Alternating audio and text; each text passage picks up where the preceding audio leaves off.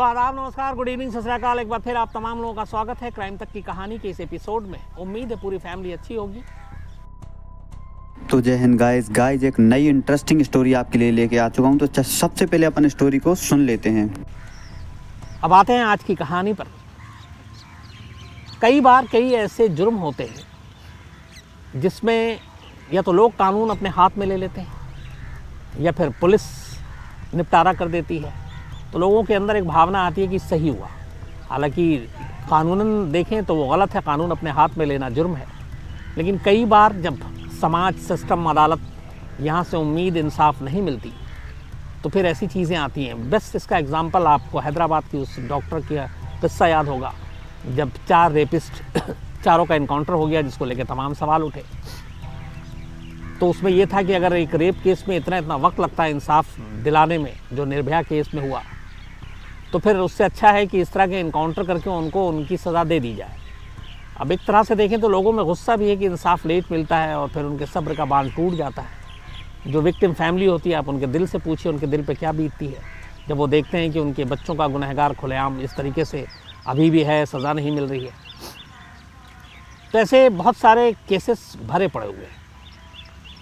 आज की कहानी भी कहीं ना कहीं ऐसी एक कहानी है जिसमें कोई गुमनाम शख्स है और वो काम कर रहा है जो कायदे से कानून, पुलिस, अदालत को करना चाहिए। ये कहानी अपने देश की नहीं बल्कि पड़ोसी मुल्क बांग्लादेश की है। एक शख्स है जिसने अपना नाम रखा हुआ हरक्यूलिस, एक बड़ा फेमस कैरेक्टर है ये।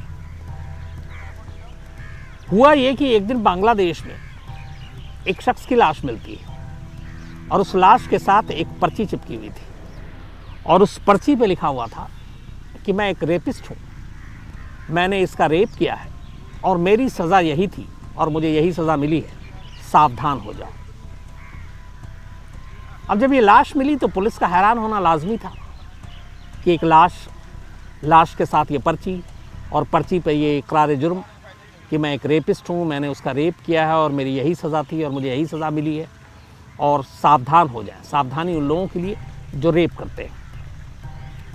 बांग्लादेश अपने साउथ ईस्ट कंट्री में वो देश है, जैसे अपने देश में भी, इंडिया में भी है, महिलाओं के ख़िलाफ़ जुर्म बहुत ज़्यादा होते हैं, रेप के केसेस बहुत होते हैं। बांग्लादेश का अगर लास्ट फिगर हम देखें तो 2015 से 18 तक 18,000 रेप के केसेस दर्ज किए गए थे। बहुत सारे ऐसे केसेस हैं जो दर्ज ही नहीं होते हैं और ये हर जगह है। अपने यहाँ भी रेप के केसेस का यही हाल है।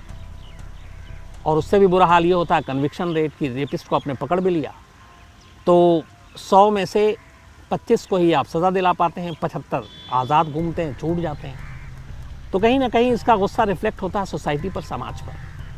तो बांग्लादेश की कहानी भी यही थी और ये कहानी जो है ये शुरू होती है लास्ट ईयर 7 जनवरी को। एक लड़की की लाश मिलती है ढाका के करीब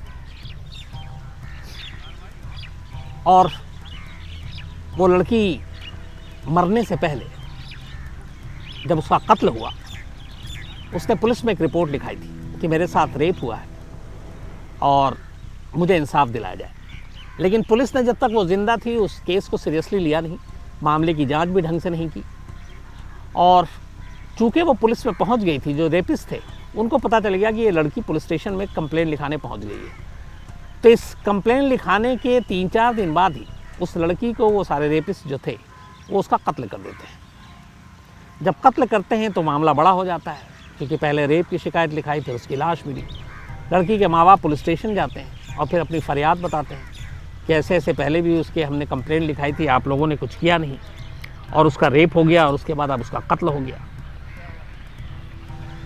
अब जब ये सारी चीज़ें हो जाती हैं तब पुलिस होश में आती है और फिर उस केस को खोलती है जब लड़की ने जिंदा रहते हुए रेप की केस शिकायत की थी।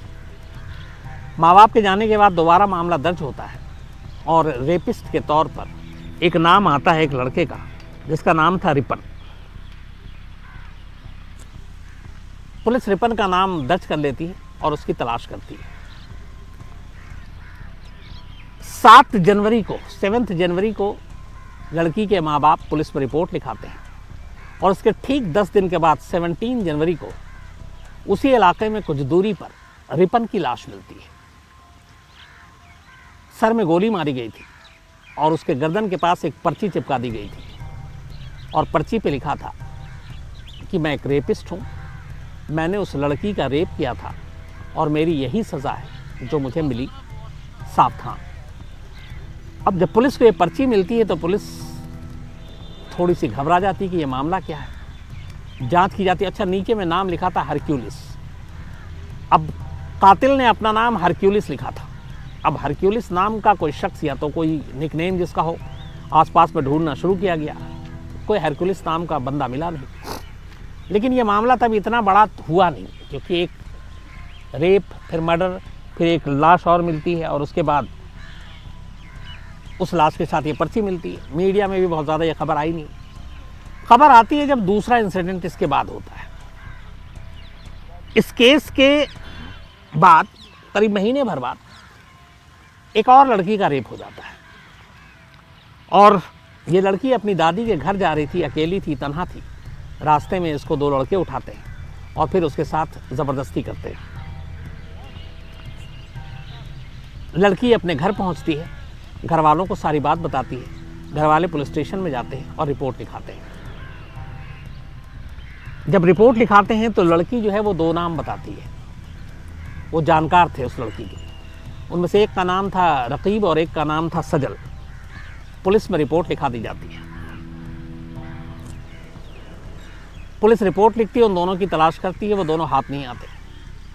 करीब 15 दिन बीतता है। 15 दिन के बाद रकीब की लाश मिलती है। सेम उसी तरह सर में गोली मारी गई और उसके कंधे पे एक पर्ची चिपकी हुई थी और उस पर्ची पे लिखा था कि मैं रकीब एक रेपिस्ट हूँ, मैंने उस लड़की के साथ रेप किया है, मुझे यही सज़ा मिलनी थी, मुझे यही सज़ा दी गई, सावधान, हरक्यूलिस। अब जब ये दूसरी पर्ची मिलती है तो पुलिस के कान खड़े हो जाते हैं। अब यहाँ पे सवाल ये था कि लड़की ने 2 लोगों के नाम लिखाए थे रिपोर्ट में रेप के लिए, एक का नाम रकीब और एक का सजल। रकीब की लाश मिल चुकी थी। पुलिस को लगा ये दूसरा कत्ल है और पुलिस इसी तरह अपनी से तफ्तीश कर रही थी, लेकिन पुलिस की गलती ये थी कि ये दूसरा नहीं, तीसरा कत्ल था। पुलिस रकीब के बाद अब सजल की तलाश शुरू करती है ताकि कम से कम उसको जान बचाया जा सके हरक्यूलिस से। पुलिस उसे ढूंढती है, घर जाती है, घर वाले बताते हैं कि वो आया नहीं है, कई दिन हो गए हैं, इधर उधर ढूंढा जाता है उसे, कहीं नहीं मिलता। 1 हफ्ते के बाद उस इलाके से कुछ और दूरी पर एक लाश मिलती है। लाश की शिनाख्त होती है सजल के तौर पर। ये वो तीसरा शख्स था जिसके सर में गोली मारी गई थी, जिसके कंधे पे एक पर्ची थी। पर्ची पे वही लिखा था कि मैं एक रेपिस्ट हूँ, मैंने रेप किया है, मुझे यही सज़ा मिलनी थी, मुझे यही सज़ा दी गई, सावधान, हरक्यूलिस। अब जब ये पर्ची मिली और इसके बाद पुलिस हैरान परेशान, क्योंकि सारे कत्ल एक धर्रे पे किए जा रहे थे, सारे कत्ल के साथ एक पर्ची थी, सारी पर्ची में एक ही लाइन लिखी हुई थी, हैंडराइटिंग एक थी और नाम हरक्यूलिस। अब धीरे धीरे बांग्लादेश में हरक्यूलिस का नाम तेज़ी से फैलता जाता है। जैसे जैसे लोगों को ये कहानी पता चलती है, बहुत सारे ऐसे लोग थे जो अब हरक्यूलिस को एक हीरो मानने लगते हैं। सरकार पे भी प्रेशर आता है, जो वहाँ की पुलिस, उसके ऊपर भी दबाव कि पुलिस अपना काम ईमानदारी से नहीं कर रही है। रेप विक्टिम शिकायत लिखती है, पुलिस उसे पकड़ती नहीं है और एक कोई गुमनाम शख्स है जो इन लोगों का हिसाब किताब कर रहा है। इस दौरान में जब पुलिस जांच करती है तो अलग अलग इलाकों से कुछ और खबरें आती हैं। पता चला कि वहाँ पे भी जब जब किसी रेप के मामले में किसी ने रिपोर्ट लिखाई पुलिस में, रिपोर्ट लिखाने के कुछ ही दिनों बाद लाश मिली है और लाश उस शख्स की थी जिसे विक्टिम ने एक रेपिस्ट के तौर पे नामजद कराया था पुलिस स्टेशन में। तो 3 कत्ल से ये कहानी शुरू हुई। उसका अलग अलग डिस्ट्रिक्ट में जब पूरी छानबीन हुई मीडिया में, चूँकि पूरे बांग्लादेश में ये खबरें अखबारों में सुर्खियाँ बनी, टीवी पे दिखाई गई, तो फिर अलग अलग शहरों से पता किया गया तो पता चला कि अलग अलग शहरों में भी इस तरह की पर्चियाँ मिली हैं और हरक्यूलिस नाम लिखा हुआ है। धीरे धीरे ये नाम बांग्लादेश में बड़ा मशहूर होता गया और बहुत सारे लोग हरक्यूलिस के समर्थक निकल आए। उनका कहना था कि पुलिस अपना काम नहीं करी, कम से कम कोई तो है जो इंसाफ कर रहा है और ऐसे रेपिस्ट को सज़ा दे रहा है। अब इस दौरान उधर जांच शुरू होती है कि आखिर ये हरकुलिस है कौन, इस तक पहुंचा कैसे जाए।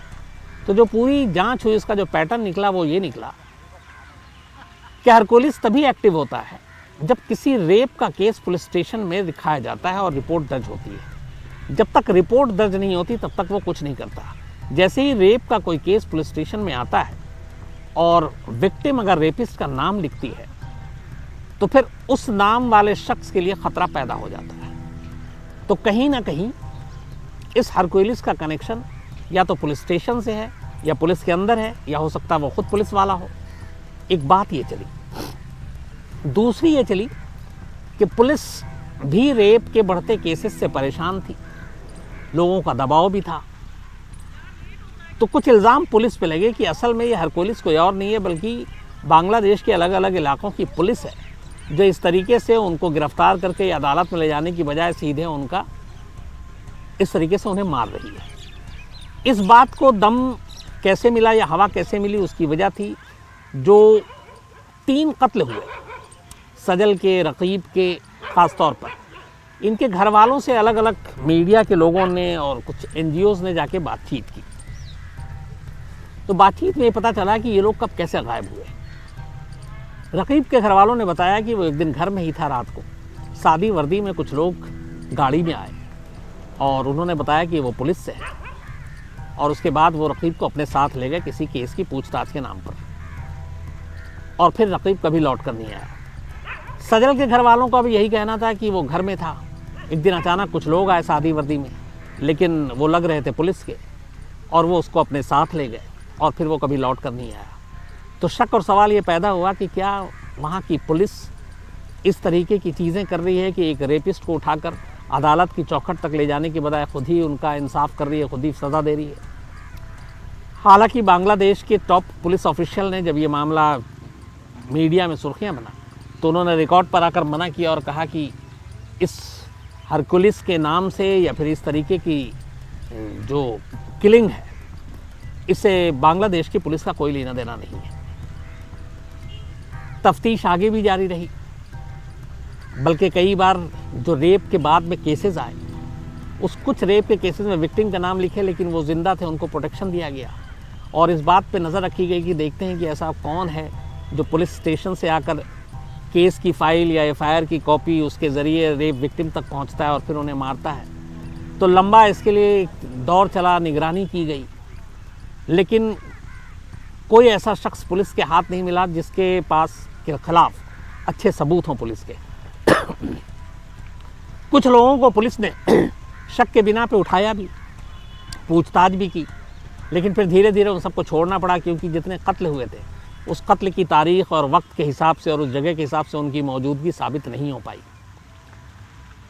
तो धीरे धीरे बांग्लादेश की पुलिस की जांच चलती रही और एक एक करके उसके बाद भी कई ऐसे लाशें मिली जो रेप विक्टिम की जो पुलिस स्टेशन में रिपोर्ट लिखाई थी वो नाम थे उसमें, और इससे पहले कि पुलिस उन तक पहुंचती उनको गिरफ्तार कर लिया गया या गिरफ्तार कर लिया जाता, उससे पहले उसकी लाश मिली। हालांकि सही आंकड़े अभी तक बांग्लादेश की पुलिस ने नहीं बताए कि टोटल ऐसे कितने कत्ल हुए जो हरकुलिस ने किए हैं और ऐसे कितने रेप के केसेस हैं जो पुलिस में रिपोर्ट दर्ज किए और जिनमें से पुलिस ने उनको गिरफ्तार किया। बहुत लोगों ने इससे पता करने की कोशिश की, लेकिन सही आंकड़े और डेटा इसका सामने नहीं आया। बट करीब 2 साल हो गए, गाहे बगाए अब भी कहीं कहीं से इस तरह की खबरें आ जाती हैं, हरकुलिस का नाम सामने आ जाता है, लेकिन ये हरकुलिस है कौन, इसकी असली पहचान क्या है, क्यों ये रेप विक्टिम को अपने हाथों से सज़ा देता है, ये एक शख्स है या इसके साथ पूरा एक गैंग है, ग्रुप है जो सिर्फ ऐसे लोगों को जो रेपिस्ट हैं उनको सज़ा देने के लिए निकलता है, इसका कनेक्शन या ताल्लुक़ पुलिस से है, इसका ताल्लुक़ किसी और संगठन से है। ये सारे सवाल अभी भी एक रहस्य हैं, एक राज है, और बांग्लादेश की पूरी पुलिस फोर्स मिलकर भी अभी तक इस हरकुलिस का सच सामने नहीं ला पाई है। पुलिस की कोशिश जारी है, लेकिन इससे एक फ़र्क ये हुआ, एक फ़ायदा ये हुआ कि अब जब भी कोई रेप का केस होता है और ख़ासतौर पर दर्ज होता है तो सबसे पहले पुलिस उस रेपिस्ट के बारे में जिसका नाम दर्ज किया गया है उसको पकड़ने की कोशिश करती है, उसके ऊपर नज़र रखने की कोशिश करती है, ताकि उसके ज़रिए हरकुलिस तक पहुंचने की कोशिश की जाए। अभी तक तो कामयाबी नहीं मिली, बीच में अभी मैंने देखा हिंदुस्तान में कई लोगों ने ऐसे ट्वीट किए थे कि ये बांग्लादेश वाले ही केस पे कि इस हरक्यूलिस की ज़रूरत हिंदुस्तान में भी, उसे यहाँ भेज दो। हालांकि जिसने भी लिखा वो पता नहीं कितना सीरियस लिखा, लेकिन मैं फिर भी वही कहूँगा कि कानून को अपने हिसाब से उनको अपना काम करना चाहिए। कानून अगर हर हाथ का खिलौना हो जाएगा तो फिर समाज में रहना मुश्किल हो जाएगा, इसलिए कि इसके बहुत सारे नुकसान भी हैं। लेकिन हाँ, बैलेंस करने के लिए ज़रूरी है कि कानून भी अपना काम वक्त पे करे, ईमानदारी से करे, जल्द फैसला हो, जल्द सज़ा हो, तो लोगों को शायद ये गुस्सा भी ना आए और किसी हरक्यूलिस को पैदा होने की ज़रूरत भी ना पड़े, अगर कानून का काम अपने हिसाब से सही हो तो बांग्लादेश को ज़रूरत है हरक्यूलिस की, लेकिन बांग्लादेश की एक बड़ी आबादी अभी भी उसके सपोर्ट में है और कहती है कि चलो कम से कम जो कानून नहीं कर रहा वो कोई एक गुमनाम शख्स है, जो रहस्य का चादर ओढ़े हुआ, जिसका चेहरा किसी को नहीं मालूम, जिसका असली नाम किसी को नहीं मालूम, पता ठिकाना नहीं मालूम, वो कहाँ से आता है, कहाँ जाता है, कुछ खबर नहीं, लेकिन वो इस तरीके से हर रेपिस्ट को अपने हाथों से सज़ा दे रहा है। तो इसको लेके बांग्लादेश के लोग उसके सपोर्ट भी करते हैं। हालांकि पुलिस के लिए एक चैलेंज भी और पुलिस के लिए शर्मनाक भी है कि जो काम पुलिस को करना चाहिए वो एक कोई हरक्यूलिस नाम का नकाब ओढ़े कोई गुमनाम शख्स कर रहा है। तो ये थी कहानी।